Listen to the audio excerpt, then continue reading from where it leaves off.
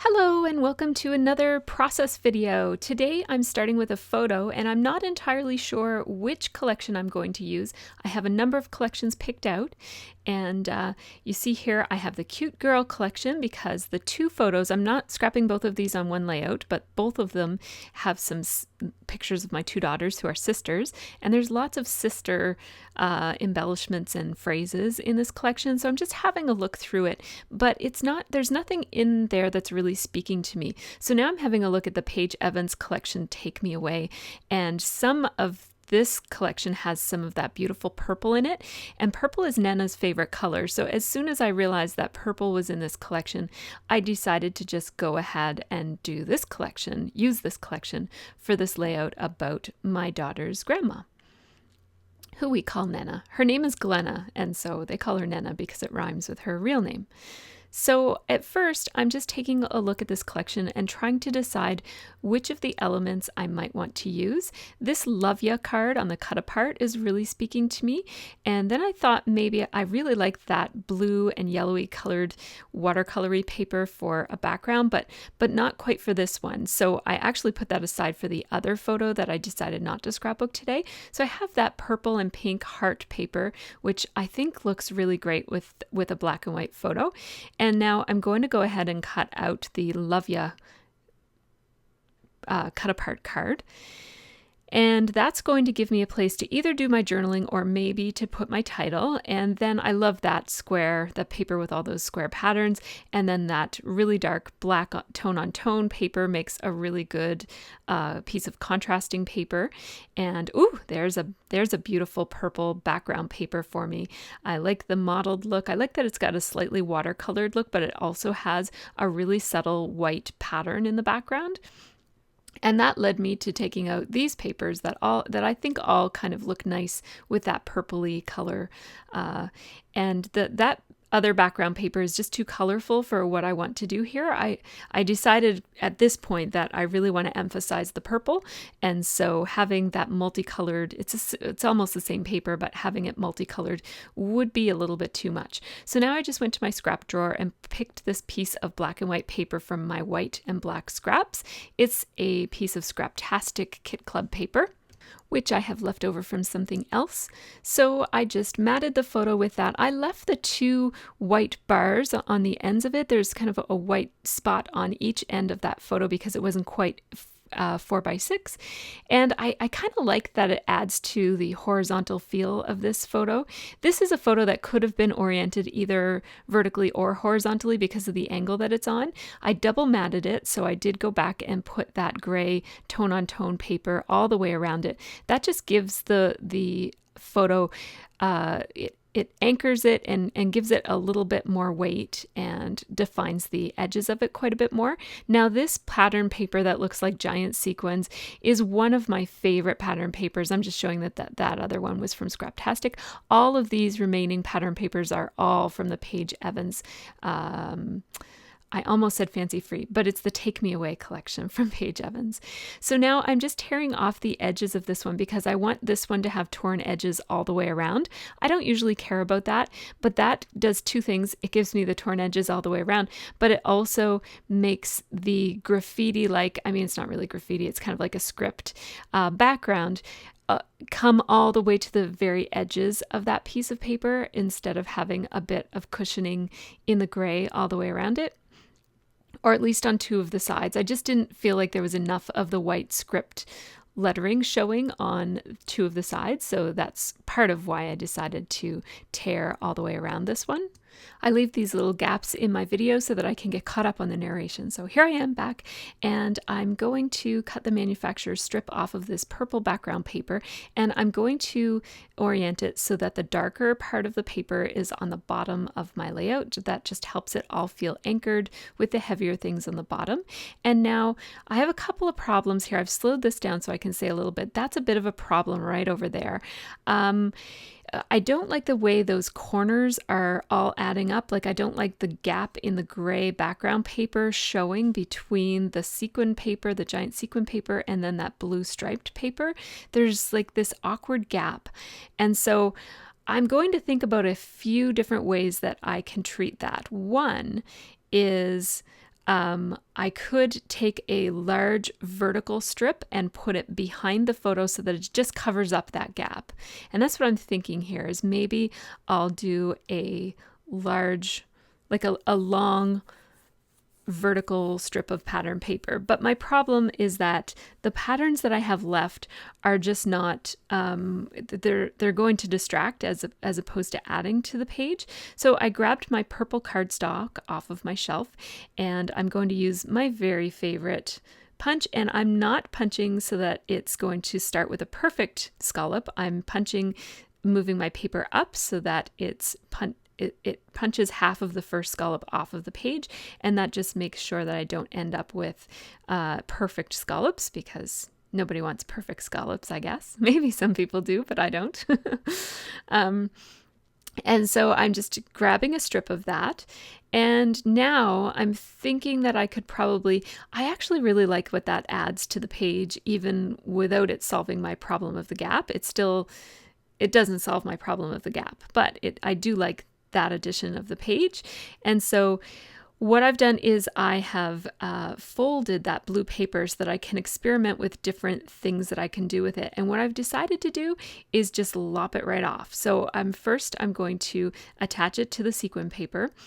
And then I was going to trim it with my trimmer, but I decided to just do it with my scissors. It would be easier. And so now that layer right there kind of all ends on one edge. And I kind of like that look. Just flipped my paper over backwards so that I could do my outlining. When I outline, I keep my wrist completely stiff, and I move my arm from either my whole shoulder or at least from my elbow so that I get nice straight lines, and I work quickly. So I just kind of, you got to commit and then just keep on outlining and practice on some pages that are not important to you, like even just scraps and stuff. So I just used my ruler to tear the edge of that scalloped piece so that it would coordinate and match with the piece underneath of it and look like it belongs. And now I'm just going back. I'm triple outlining all of these pattern papers. I did not triple outline the scallop because I feel like it's bold enough without any outlining on it. It provides quite a lot of contrast. Now what I really need is a bit of contrast between where that sequin paper matches up with the scallop paper. And I also feel like I need a large horizontal strip to run kind of the whole or most of the width of this. And so I went to my drawer of borders, and a lot of my favorite borders I've already used. So all that I have left are the borders that I don't like so much. So that puts me in a bit of a predicament, but nonetheless, I'm still going to be able to find some borders that I might like to use. So I'm taking out an assortment of potential borders, and then I'll put my drawer away and I will just experiment and figure out what I want to do. Right away, this wood veneer scallop border really speaks to me. It's so much that I don't even bother thinking about using the other ones. I just really like it. I'm going to use my jewelry supply wire cutters here. I used these to cut wood veneer, and I just lined it up so that it was, again, I'm cutting off of the edge of the scallop so that I'm not ending on a perfect scallop. And then this particular wood veneer has a pinkish side to it and then a more yellowy side to it. And that's just the natural variation of the wood. And I'm trying to make it land so that I'm trying to remember to keep on putting it so that the pink side is out, because it just kind of looks nicer with the colors that I have going on. It doesn't make a huge difference though. Now I felt like that paper was a little bit too big, and so I just tore off the edge of it, and now I will triple outline that. Flip my paper back over, and there we go. That just is a little bit more proportionate to what I had in mind. And when I say I had in mind, I really I'm kind of winging it. That's the way I usually do my pages. Here I'm thinking I'd like to layer something with that wood veneer. It just looks like it's not quite right. It just needs something under it or over it or around it. So this tissue scalloped border strip stuff from Studio Calico is perfect except for the colors. So I love what it adds to the page, but it's just, it's not the right color at all. I don't want to introduce another shade of blue. That greenish bluish, it's actually more of a green paper underneath of the photo is really all that I want on this that isn't purple. So now I'm trying to think about my title and how I'm going to put it and whether I'm going to put my title and my journaling together or if they will be separate. And then I thought I'd use that Love Ya card just the way it is right there. And now I'm back to thinking about what on earth am I going to put underneath of that scallop. So I'm going to take a quick picture of it because, as I mentioned, I'm going to do some, well, I didn't mention, but I have decided already that I'm going to do some sewing on this. So this is the Freckled Fawn Oh Dear Me kit, and it's the black and white kit from September. And so I have all of the embellishments from this, and I just thought black and white and purple is such a wonderful color scheme. I really, really love it. And then I've got like the hit of pink and that hit of green to make it not too monochromatic. And so I really like it like that. And that's what I'm going to use for embellishments. So here I am over at my sewing machine, and I am just sewing a black thread, a line of black sewing across the top of the Love Ya. And then I'm going to sew a black thread right along this border here that needed a little bit more definition. So that was the border between the sequin paper and the blue paper, the green paper, and the purple border. And my thread tension is a little wonky right now, and rather than trying to fix it, I just decided to go with it. The sewing came out, so I'm just going to sew over it a couple of times just to have more of a messy look, since I had extra holes from the sewing that didn't work out. And so then I have to do the same on this. I'm just going to sew another line so it has a bit of a messy look. I love the look of black machine sewing on projects. It just adds quite a bit more boldness than white sewing does. I'm flirting with the idea of leaving the threads on this, although there's certainly way too many threads up here. So I decided to cut them off right there, and I'm going to cut them off at least on this side of the Love Ya. And then I decided, no, I'm going to cut it off on both sides of the Love Ya. But see how I left a teensy weensy little tail over there on the right-hand side of the Love Ya card? And I kind of like that. It just adds a little bit of extra texture. For now, I'm leaving the threads that are hanging right below where I just placed the bow, but I'll take them off a little bit later. And now I'm thinking about what other embellishments I might have for this. Now that the structure of the layout has pretty much come together, I'm thinking about embellishments. So I'm going to take 3 white and 3 black of these chipboard phrase stickers that came in the Freckled Fawn Oh Dear Me kit, the black and white one from September. And so I'm just choosing phrases that are relevant. I have really awesome, I can't even, this happened, say what, time to party, and happy together. And now I just went over to my Ratscog and grabbed my purple thickers. There wasn't really a choice involved. I often show you me thumbing through my thickers just so you have a sense of what I'm looking for. But I knew I wanted purple, and I only have this one set of purple. So here we go. These are the ones that I'm using. These are a Dear Lizzie set, and they're called Fantastic, and they really are fantastic. They're quite nice, and because they're small, there's lots of them on the page. So I'm going to call this Coolest Nenna. I wrote them out kind of backwards, but I planned to cut them apart on my wax paper anyways. And wax paper just helps me with placement. And I'm just playing around with the placement. You'll see me experiment a little bit here. No, that's not going to work. I do like placing my title on something that isn't patterned background paper. So that's why I picked this striped. It's a journaling card, but I'm using it for placing my title. And now I'm turning this photo sideways as I place these letters because it better enables me to see the tops of the letters, because I want to be able to place these letters so that the very tips of them are off of the photo and mat that I'm placing them on. And now I'm just taking a white gel pen. It's a Jelly Roll from Sakura, and I am just very carefully outlining all the way around all of these letters. Of course, I'm not outlining the tops of them because the tops of them will be on white anyways, but this just gives a little bit of a white shadow behind it looks like a shadow. It's just a white outline underneath of the letters, and it just gives them a little bit more distinction from the background photo that they're on, which is partially black and partially white. So I want it to be just having the white outline around them just helps to make those letters stand out all the more.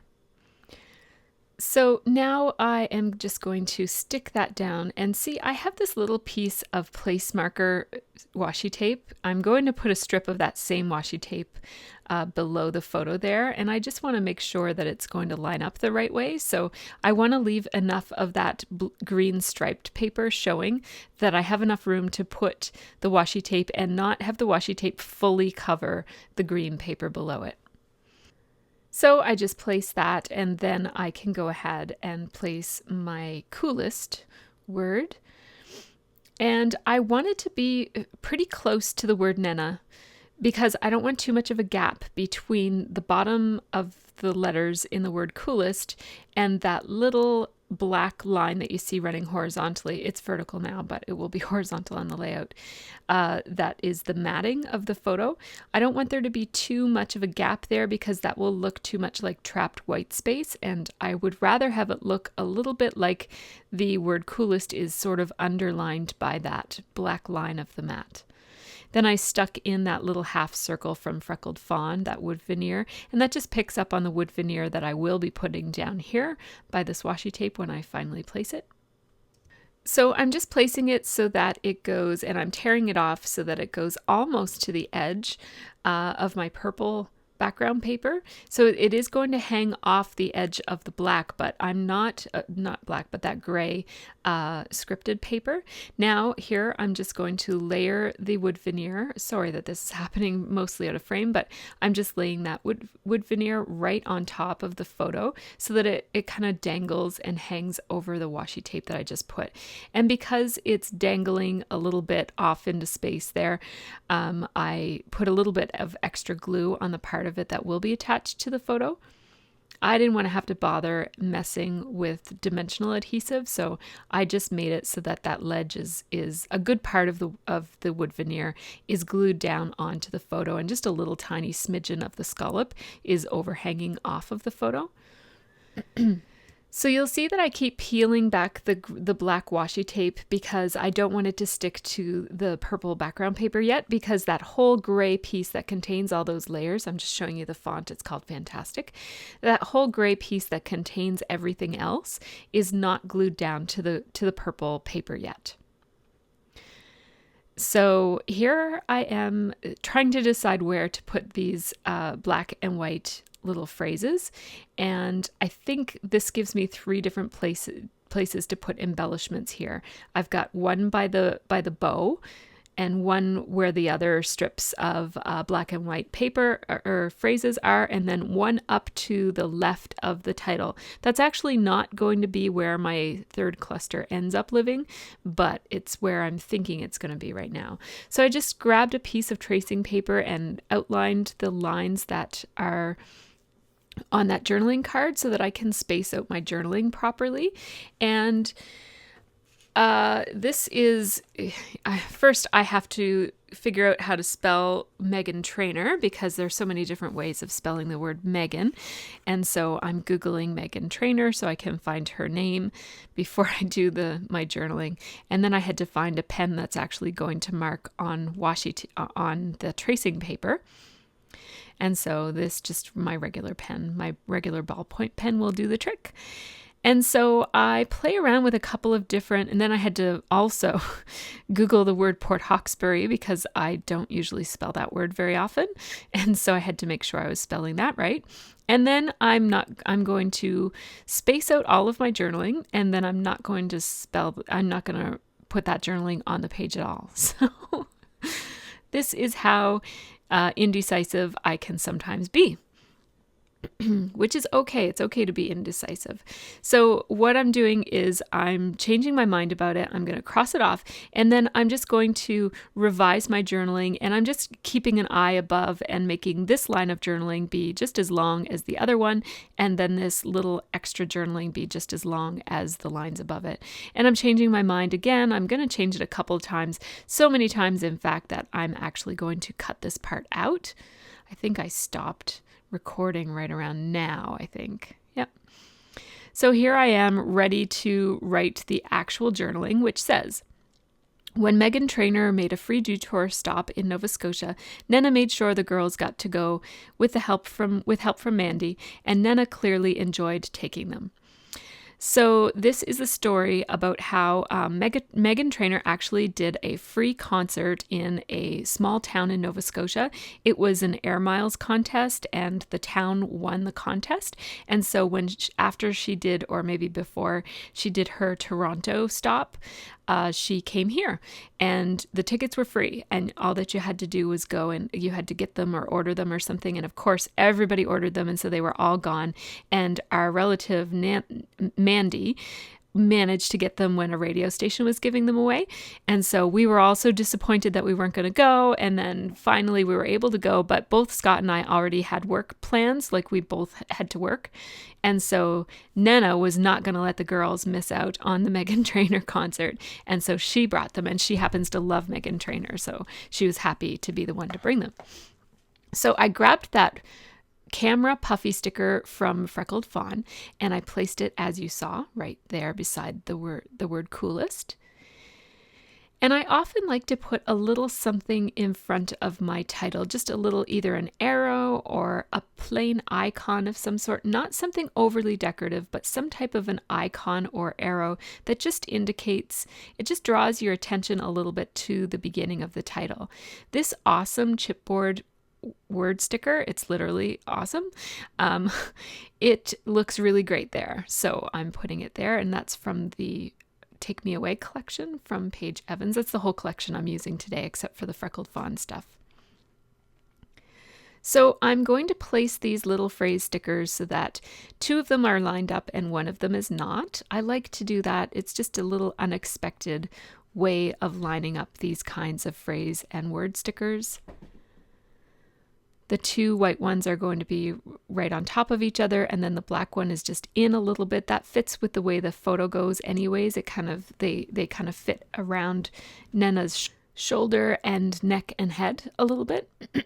So I'm going to, instead of just putting the bow right on the layout, I'm going to put the bow on this heart chipboard sticker, also from the same set of sticker embellishments. They're chipboard stickers, and I love that heart. It's one of my favorite things. I almost feel bad to cover it up so much with this bow, but I think it provides a really nice neutral home for my black bow to live, and I like how it looks. It gives the bow quite a bit more like something, it makes that embellishment more substantial, I guess. And the bow doesn't look quite so much like it's floating there for no apparent reason.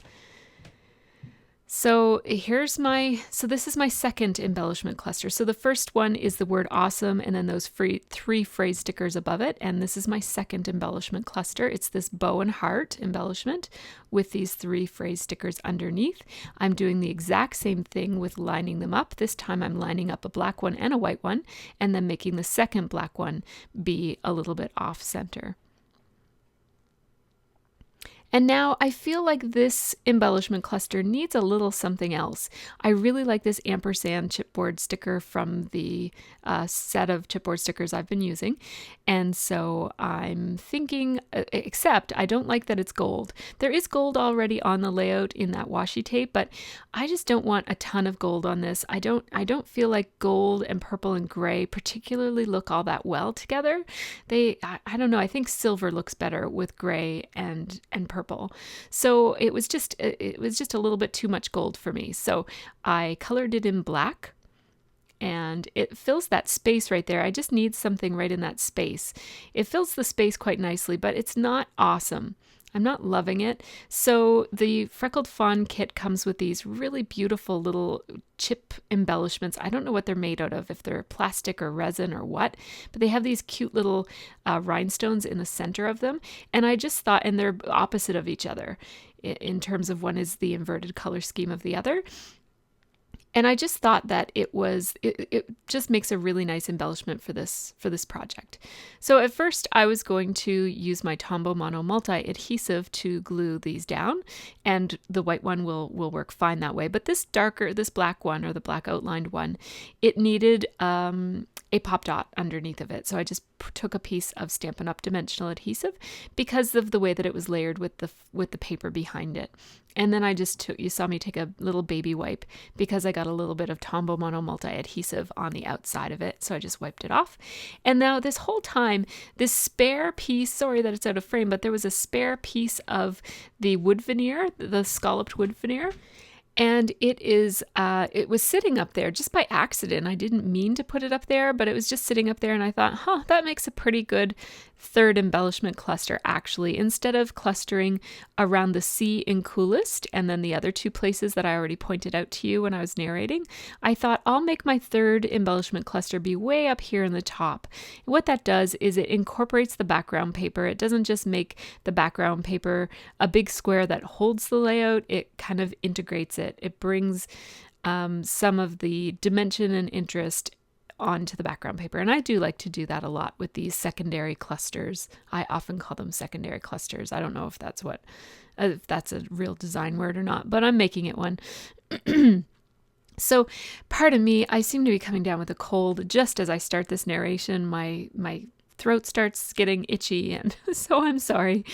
I just grabbed my typewriter. I love my vintage typewriter. It's one of my favorite belongings. And I have this, I think this is Amy Tangerine paper, and it has all these little speech bubbles, but I really like the different kinds of paper that is like patterns that are inside of the speech bubbles. So I just typed out the word Port Hawkesbury because the name of the town actually didn't end up making it into my final cut of the journaling that I ended up actually putting on the layout. So I wanted it to say that it was Port Hawkesbury because that's an important part of the memory. And I do plan to journal quite a bit more extensively about this in my project life. So that's why I'm not too worried that not all the details of this made it onto this particular page. So that says Port Hawkesbury, and it gives me a nice little place to put it up there in the corner like that. And as I said, it kind of balances off. This layout has this really strong horizontal line in it, that black washi tape that runs the width of it. And so that just balances it off by putting with repetition, putting another horizontal strong line up at the top, although it is quite a bit shorter. So I'm masking off my project because I'm going to mist some black ink splatters all over this. And I don't want it to land in the wrong place. I don't want it to land on my photo, and I don't want it to land on that little wood veneer that has the heart on it either. So I'm masking off all of those things. I also didn't want it to land on the journaling.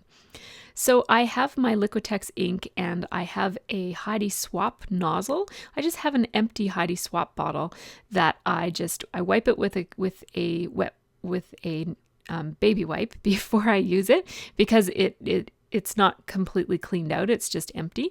And so then I just dip the nozzle into the ink and splatter it as if it were Heidi Swap color mist that I was splattering, but it's Liquitex ink. So it has a different texture and it drips a little bit differently. But I find that the dropper that comes with that ink leaves really humongous drops, and I prefer smaller splatter. So I just use the nozzle from a Heidi Swap bottle to do that. So here I think that I'm done. I'm just going to take a little baby wipe and remove any stray splatter that landed on any of the shiny surfaces. And now I'm just going to place some of these little enamel shapes that came in the Freckled Fawn kit as well. And I'm placing some of the white sparkly ones and some of the non-sparkly black glossy ones. And I'm putting the sets of 3 of them in the 3 different places where my mist has landed. And that marks my 3 different embellishment clusters. And I felt like it needed a little bit more energy, and stars are a really great way to add energy to a project. So the package happened to come with some star shapes, so that was perfect. And it's a concert, and so I felt like stars would be really appropriate. So then the camera looked a little flat. It has that kind of plain empty white circle on it. So I just placed one of the sparkly white enamel hearts right in the center of the camera. And now I'm going to play around with this a little bit, shift it up a little bit and shift it back down. And now it's too close to the sea. And there it is right back where it started. So I shouldn't have really touched it. So I'm going to show you this one up close in slower motion now. So this is how this little cluster looks. It's very small. It is what I truly consider a secondary cluster of embellishments because it only has a few tiny things up there just to provide a little bit of balance. And then here are a few things clustered around where the title begins and where the journaling is. And I really like the extra added interest that that white outlining gives around the purple letters. And there's my second cluster with the word awesome, and here we are coming up to the third cluster right here. And one thing that I really love about this layout, I think I'm going to do a little something here. Oh, right. So I'm going to just pull up the edges of the scallop, and then I'm also going to pull up the edges of some of the pieces of paper. And at the end is a really good time to do this because you never know what you're going to put over something else until you're done. And so this is a really good time to just pull up your corners, the corners of the edges, and provide a little bit of lift, which gives that really beautiful gray shadow that shows underneath of and between those layers. So one thing that I really love about this layout is how it uses purple. I love purple, but I don't scrapbook with it very much. And so any layout about Nenna usually gets some purple on it. And I also really like how that strong horizontal line with the bow tie on it just gives this layout a little bit of a formal touch, even though it's at an outside rock concert, or I guess, I don't know if it's rock, but pop or whatever you want to call it. I find that adding white and black to a layout is a really nice way to punch it up with a nice bold contrast, and it can give a bit of a formal feel to a project. And so that's why I wanted to make sure that I used the stars and that I lifted up the edges of the paper and that I added some mist drops just to make sure that this doesn't come across as too formal. It is a casual event, so I wanted to make sure that I kept with the feeling of the story as well. So I hope you guys found this helpful and fun to watch. Take care and have a really great scrappy week.